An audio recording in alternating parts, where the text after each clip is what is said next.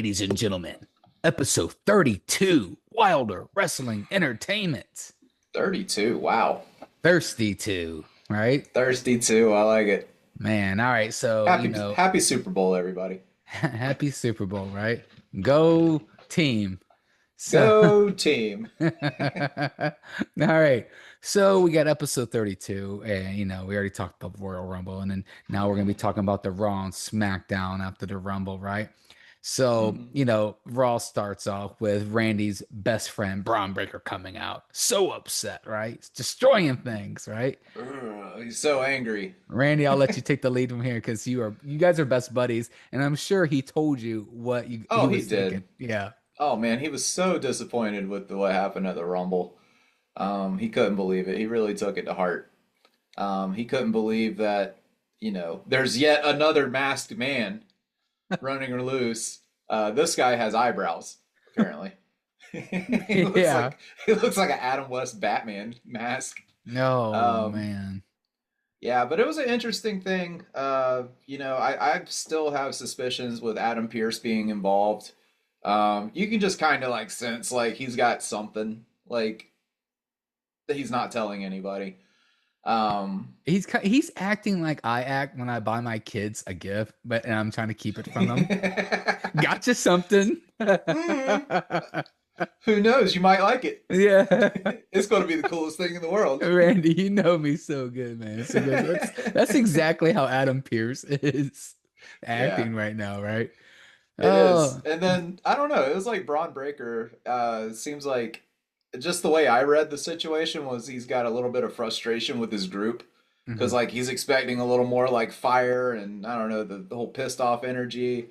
And Paul Heyman's trying to calm him down, and then at the end, Braun like kind of throws his hands up. He's like, "What are we even doing, man?" You know? I saw something like somebody wrote or something like where like the vision just goes back to Seth Rollins, and obviously Seth Rollins versus Braun Breaker. Um, I but don't know. I don't know how you could do like the heel and face between those two, or I'm not sure, but hmm, See, the whole thing that I go back to was whenever the Vision first turned on Seth, it looked like it was a Braun Breaker decision, and yes, everybody absolutely. just kind of went along with it. Like even Paul Heyman, he was like, "Oh my God!" And you remember, like after they beat him up, he just walked in between them. He's like, "Well, what do I do?" And then he like raised both of their hands, like, Yeah. "Yeah, we had this planned out." They didn't have it planned out. I don't think they're going to do the whole like Paul Heyman's a hostage thing, like they were doing with the Bloodline when Solo took over. Yeah, been done. But maybe. I don't know. Like I said, with Seth's injury made them make a lot of calls on the fly. Um, a plan B, so to speak, but I don't know if that was actually a plan B. It was kind of a let's see what happens B. So I'm interested. It's captivating. I mean, you could stretch it out. I mean, honestly, you could do like, Seth's faction versus the Vision faction, and then Braun Breaker versus Seth. I mean, there's so many different ways you can I mean, go. there's a lot of speculation, and we've talked about it before that, Austin Theory's running like a double agent type thing. Maybe Logan Paul as well. There's some speculation. Maybe he's the guy in the mask. Yeah, maybe. So it could be. I just hope we don't have to wait like a whole like month or something for the payoff. You know what I mean? Like that's Yeah. getting a little old. Yeah. All right, so let's talk about Gunther coming out to AJ Styles' music, right? He got me, dude. He got me so good. Same. He He did. he really did. I was like, oh yeah, AJ decided not to retire, and he comes out doing AJ's little like pose and everything. Yeah. I love Gunther. Don't care what any of you marks say. Gunther is amazing at his job. Yeah, Kenny. Yeah, Yeah, Randy likes Kenny. Gunther. All right, so what's next for Gunther? Hmm. Well, let's go. Let's think about what happened there. So, who came out? Dragon Lee. Yes.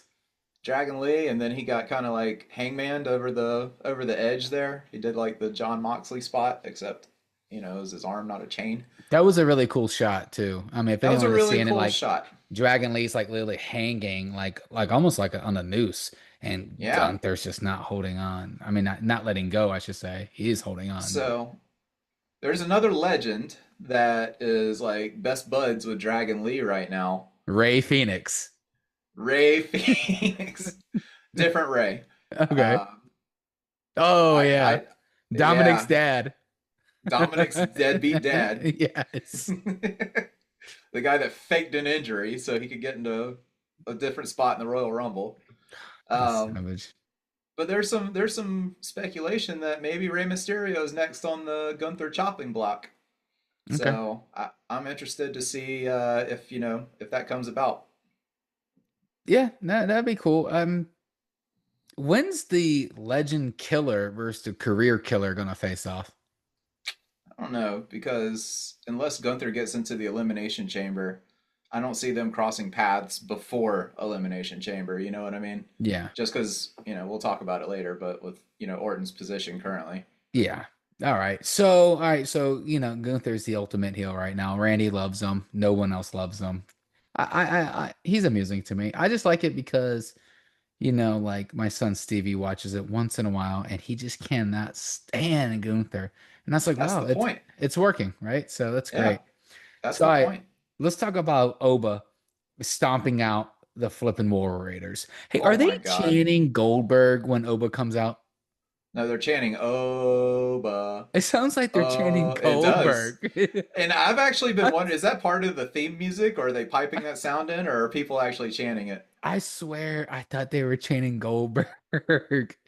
I could have swore. I'm like, well, maybe they like him like they like Goldberg. I don't know. So the honestly, it's an Oba Femi comes out, makes the War Raiders, who once was very dominant in the tag team circuit, right? Yeah, is their contract coming up or Yeah, something? obviously, man. I do you imagine? I Good know those Lord. those dudes had to be upset after that, and I Oh, get of what course. WWE is doing, but he could have just had they could have just had him stomp out one of them, not both of them. Yeah. I didn't like that part. I get it, dude. This guy's great. I like him, but you don't have to Oh, they're definitely squash they're two careers because of this prove this guy. Am I yeah, right? they've got to be like, like AEW bound or something because I don't see them getting any sort of legit shots after something like that. Yeah, we haven't they've probably been doing like house shows because I have not seen them that much where they were on almost every Monday Night Raw at one point. So I Yeah. like them, We might but want to Where was Monday Night Raw? Do you remember? no, Like what city? no, I don't. I'm just wondering if either one of them are from that town. Because sometimes they'll do that. It's like the old school, like the local jobber comes in to, elevate, one of the guys they're trying to push. I'm wondering if maybe that was like their home team, their home crowd or something like that. But I mean, who wants to go out in their home crowd and just get smacked around by a freaking Nigerian warlord? He's great, and I Oh my mean, God, we he's could good. talk about like because he comes out on SmackDown too. I mean, but we'll talk about that when we're talking about SmackDown. So, uh, Stephanie Vaquer versus Raquel Rodriguez for the WWE Women's World Heavyweight Champion. Really good Hmm. match in my opinion. I Yeah, it mean, was. it was cool. I mean, I liked the whole street fight, Philadelphia street fight that was, right? Yeah, I'm starting to feel what Raquel is doing. She's like the woman working the big man role I like the big now. sexy thing. Yeah, exactly. Like she's just embracing, like I guess Kevin Nash did, help her out and give her some direction and stuff. And apparently she took that advice and she's running with it and it's actually working. It's nice to have a defined character. You know what I mean? hmm Like just to give her a little bit of extra, like people know what they're getting out of her. So the match goes back and forth. I honestly thought Raquel Rodriguez was gonna take it just because of what you've been feeding into my ear. And Stephanie Vaquer, yeah, of course, she retained the WWE World Heavyweight Hmm. Championship. Were you happy about that? I mean, or I think Stephanie. would you rather see Raquel take it? It depends on which direction they're going with WrestleMania with those titles. Um, yeah, I've said it before. I think Liv Morgan is probably one of the top three female workers in the whole industry. So her versus Stephanie is really, really appealing, just as a in-ring thing. Yes. Um, sometimes like we always get in our heads with the fantasy booking and stuff. It's like, oh, it'd be cool if Raquel had the belt, going into Mania, and then they have a story with her and Liv. But I mean, who really cares about that? You know what I mean? Like that storyline would pass and just be gone. But we could have more of a potential of just a phenomenal wrestling match between Stephanie and Liv. Yeah. or Stephanie and Rhea, or however they decide to go with this, or whatever. But Stephanie's definitely the better in ring talent. So I like her having the belt, Yeah. a little bit more than Raquel. Yeah, she's great, and I don't know how many times I'm gonna say it. The Devil's Kiss is one of the coolest moves, It's cool. probably in all like the women wrestling history of a finisher I move. Was that I actually that's not think a finisher move, a signature move, yeah, signature, as the old SmackDown games used to call it. right? Yeah, I think Raquel, she's more suited right now. She needs a good one. She needs one of the women's like mid card titles, and just develop a little bit further. Yeah, I think it was the right call. Okay. But it was a great match. Great match. All right, so let's talk about how they ended Raw. The two guys in the background whispering you secrets right now, and so Kissing me see, on the cheek. yeah, right. So Roman Reigns comes out there, starts talking, and then I love how CM Punk comes out and just walks past him, right, and just Oh, that was so good. yeah, and says Finn Balor, who do Yeah. you think you are? Man, and dude, Roman Reigns and Solo Sikoa's face when they do this. Yeah. I cannot get enough of that. It must be a Oh, Samoan thing because oh like no, are you Jay kidding and me? Jimmy got it a Oh, little bit. yeah. Dude, they went back and forth. Um, what were your thoughts about some of the things they say? And I love how they use the Zootopia 2 reference because, Oh, I know. that was great. I think I read somewhere Zebros. that Netflix actually edited that out because of Really? copyright. I don't know. Who knows how true that could be? But Yeah, I don't know. I haven't gone back and watched Raw to see if they would do that, but hey, who won the back and forth in your opinion, man? Because CM Punk, man, he's been one that it's hard to keep up with him on the mic, and I mean John Cena could, but man, Roman Reigns, I think he was, in my opinion, I think Roman Reigns kind of came up top on that one. Came I do out. too. God, it's just so it is really hard though because they both told the story. I mean, these guys go way back. I mean, these guys go back to when the Shield debuted, and they were, just seemingly like helping CM Punk, but him and Heyman were denying that they had anything to do with it, and Yes. so like CM Punk and Roman Reigns are literally entrenched from the start of Roman Reigns' career. And CM Punk disappeared for a while, and that was, during the big dog push. And Roman basically put the company on his back for a little bit, even though it wasn't, what we wanted for a while. And then of course he hit the OTC stride, the Tribal Chief saga. During COVID and when we are rocking, LED monitors instead of actual audience members, and Yes. It was you know against what I mean? Daniel Bryan too when the music Yeah, first changed, absolutely. right? So, Yeah. no, Well, I mean, before absolutely. that too, like Braun Strowman, like there was a couple of feuds back then. Jay Uso, like from the very beginning. So yeah, like bringing up a lot of the history between those two, it kind of like wrestling fans don't forget. It's like, oh man, you're right. Like these guys got some history together, and you break the fourth wall a little bit. Whenever he's like, listen here, Phil. And Yeah. like it's just telling it how it is. Like you were gone, and I stepped up, and like this is my company now. This isn't yours, and all that. It was a lot of like good back and forth, but it was strong. I mean, the way I mean, CM Punk too came out and told the Chief, this and that about himself, and how he was the man and he was the one that let him succeed, and then Roman backs that up and he's like, well, I'm the one that let you back into the company. Yeah, they said Uh, he was talking about they came to me and asked my permission. yeah, and I mean, That's Punk had a great choice. He's like, you took my blueprint. You took Paul Heyman and ran with it. And he kind of did. yeah. That was where Paul Heyman went. When Roman Reigns said, "I hate you," it it literally You felt like felt it. he really Yeah, hates this man, right? And then yeah. if these guys are friends in real life, God dang, get this man an Academy Award You because wouldn't know it. yeah, right? Wow, man. Yeah, And Roman's just believability has been a lot better since the Tribal Chief run. yes, dude, his mic skills have just gone from, a Yeah. 10 to 1,000, right? So Hmm. I just can we just point out how on last week's episode you were so saying, Roman Reigns I isn't know, picking the I world know. heavyweight belt. He's going for the WWE. You know, I backed that logically makes sense to me. Like as we say, I just said it. Wrestling fans don't forget. I definitely remember whenever, Roman was telling Seth Rollins like that belt was created because I'm so dominant. Yeah. And you can't have this belt. So they created another one for y'all to fight over while the big chief is over here carrying the franchise. And now all of a sudden it's like, but they framed it differently though. They didn't frame it about championships. They framed it about I hate you. Yeah. He's like literally like I don't give a shit what belt you have. Sorry, uh, we uh, we got to go forward with the hatred angle. It has nothing to do with championships or accolades or anything. It's straight up like you screwed me over. You took my wise man from me. You took everything from me essentially. And now is time for retribution. Now is time for us to, circle back and let's get that payback. Yeah, man.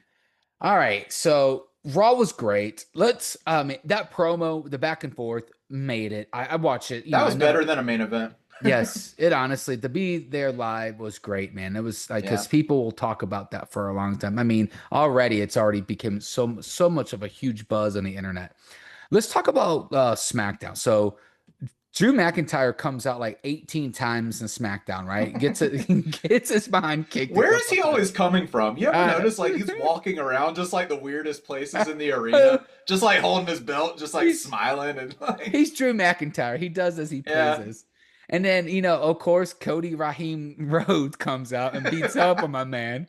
And then, I'll let you. So he gets in, and Cody cuts a promo, right? It must be promo week because everyone's cutting really good promos. So he gets, It's the week after Mania, man. Like yeah, people got a lot right? to say. Yeah, and he finally makes the Raheem Rhodes reference. So if y'all don't know on the internet, they call him Cody Raheem Rhodes. I think they've been calling him that since the AEW days, right? I Oh mean, I yeah, don't, yeah. It's yeah, it's been a thing for a while. yes, man. He finally makes a reference on it, and of course, it's like a dick size joke, right? So, Yeah. so it's perfect. It had no reason. It had nothing to do with the reason they call him Cody Raheem Rhodes. Yeah, He made it his own. It was great. such a great timing, and so. And then so he cuts that promo, and then elimination train they start the elimination chamber qualifier matches, right? So we see the triple threat. Your boy Alistair is and Solo and then Randy Orton. Randy Orton Alistair takes it. Cross, Yeah. Alistair Cross, and Scarlett Vega. Oh man. So Randy Orton takes it. I think Randy Orton will appear in the most elimination chambers than anyone else, I want to say at this Is that point. right? I think Yeah, I so. didn't. I haven't looked that up. I think that's like it's his 10th appearance or something like that, which is the most out of anyone. I So mean, the, he is one of those people. I assume, like, if he's healthy, he's just in it every year. yeah, right. So Randy Orton takes that. I was not surprised that Randy Orton took it. I mean, what about you? I didn't think, I mean, Solo No, still has the thing with the Wyatts. Alistair is, I mean, I don't know what he's really doing. You could probably tell me more than that. I mean, more than I uh, know. Alistair is just going to the mid card hell. Like, I don't think they're going to make him a top guy. Unfortunately, I'm a big fan of him, but some people just don't fit in the company very well. He Of was course, with getting Solo, he was getting a lot larger pops in AEW than WWE. dude, House of Black was the biggest thing he ever did. Yes, Like in AEW. it's funny how that happens when these wrestlers go to a different organization, become the biggest. Sometimes they come Well, back like Cody and Drew. They come back and they're super all-stars, but then some of them get lost, right? it's You're getting up and close and personal about this. So I'm ready to hear what you got to say. yeah. Well, I mean, WWE is so like surgical, and it's sterile. Like they don't want any outside ideas. They want everything controlled and flowing the way that they know, they can control and make it flow. And AEW is famously, it's like that's where wrestlers go. That whenever they don't get their TV time on WWE or they're not used properly, as far as they, the way they look at it, But Tony Khan over at AEW, he lets the wrestlers call the shots. And, so they get a lot more of their ideas over there. Um, and that's fine. It's great that they have, alternatives over there. But since Alistair's come back, they made him feud with Damian Priest for like 3 months straight. And then all of a sudden they gave him Killer Cross's uh gimmick. Yes. Man, that he's so funny, dude, because it's the truth, right? It's the truth, yeah. So yeah, I don't think they have much planned for Alistair. Unfortunately, I'm a big fan of his. He's great. He's great. He's got really good mic skills. If you ever give him a chance, his vignettes have always been really great, and he's fantastic in the ring. So I Yeah. don't know. It's just some people don't click. Yeah. So I don't think I didn't see Alistair winning over Randy Orton for sure.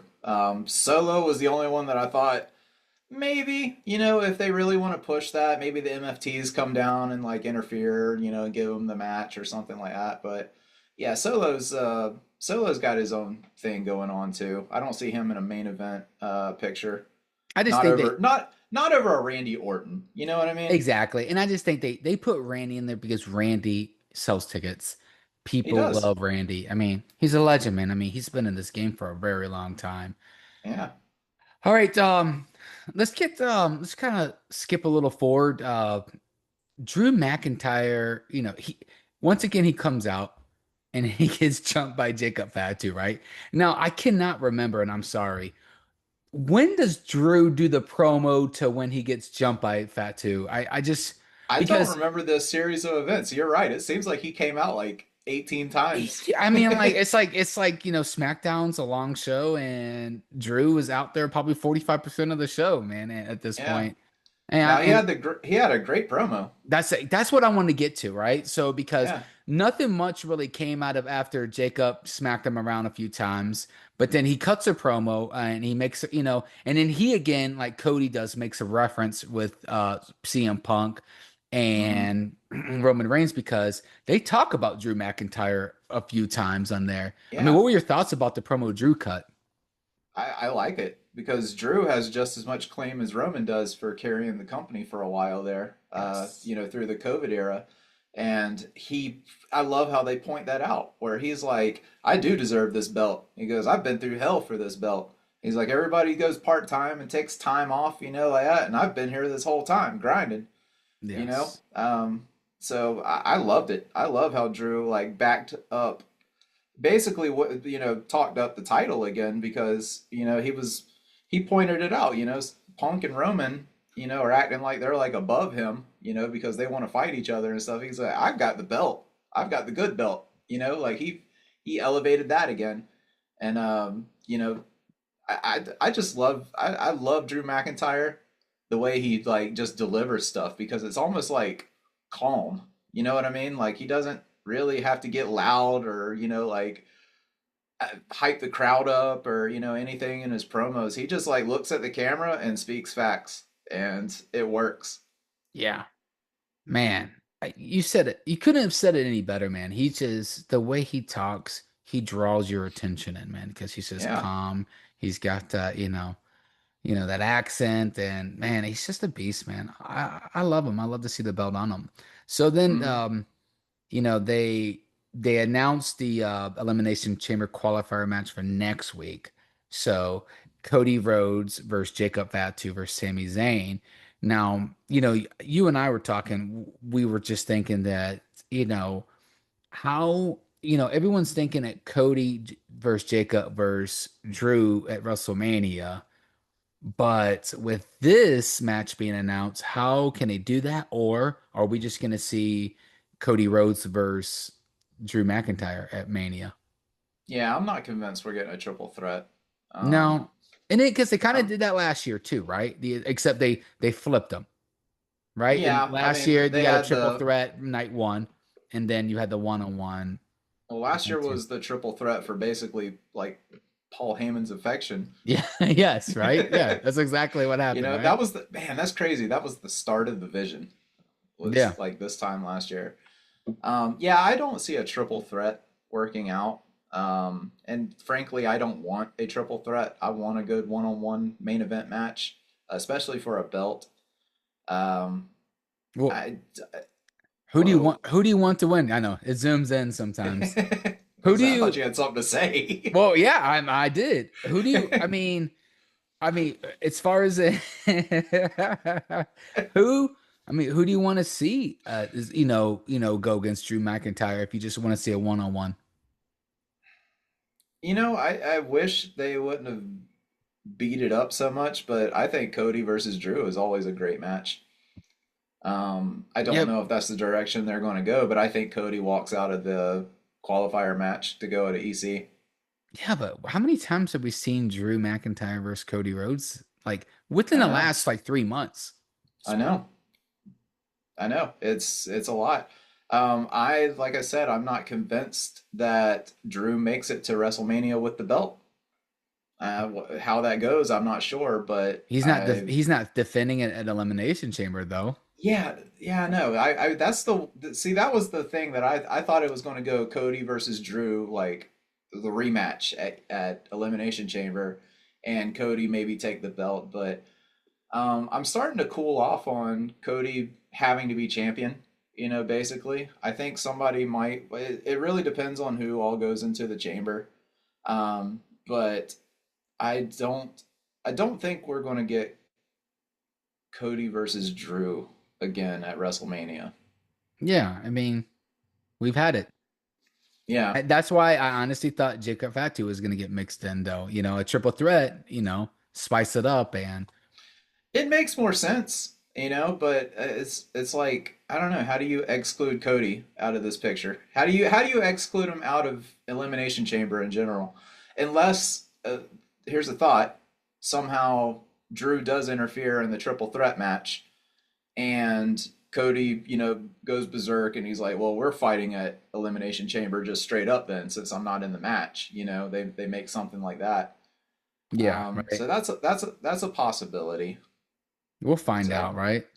yeah, Well, it's hard to see Jacob Fatu get this push and this momentum though, and not get anything out of it. that's Going into the season as well. yeah. I want to see him in the main event because ever since Got it he's on me? come to WWE, I mean, he's just been great, man. He's been Yeah. fantastic. So, all right, man. Well, let's wrap it up there, man.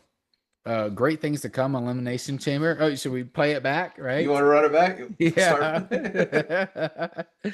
Oh man. So if y'all have any comments, let us know. I mean, thank you everyone for watching. Randy, thank you, of course. And remember, like, subscribe, share, comment, and remember, give that little thumbs up, right? So that goes a long way. And everyone, y'all have a good one. Randy, see you later. Thanks. Later, buddy.